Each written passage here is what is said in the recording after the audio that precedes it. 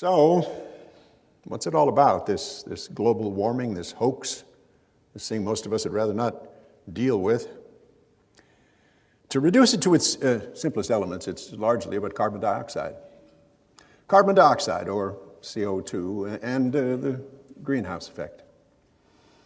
I spent 52 years of my life measuring carbon dioxide, and the conclusions I reached are very alarming.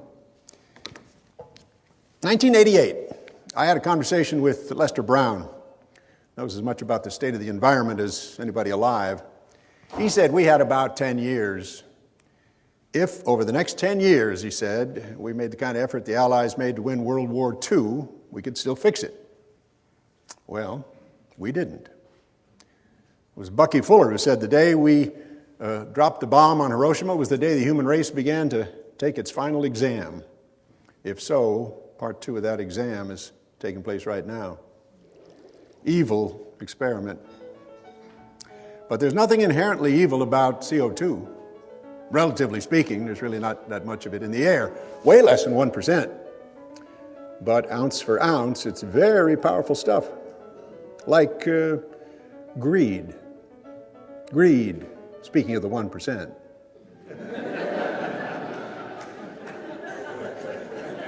I loved mountains.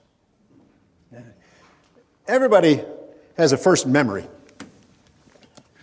Maybe it explains the whole rest of their childhood, whole rest of their lives. When I was 4, my parents took me on a trip to the Rocky Mountains of Colorado. Oh, man. There I am, sitting appropriately on a rock. I think it was the first time in my life that I really felt totally good, whole, at one with the universe, you know? The air was so pure, so sharp. It was so beautiful, remote.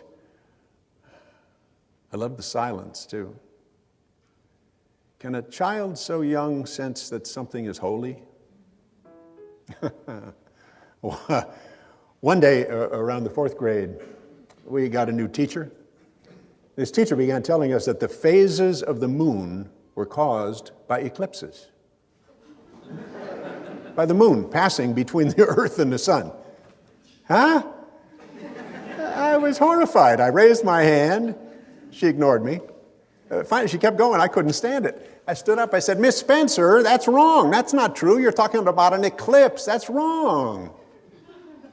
She gave me a look, told me to sit down and shut up. I always had a problem after that with ignorant people in positions of authority. You know, like Congress, for example.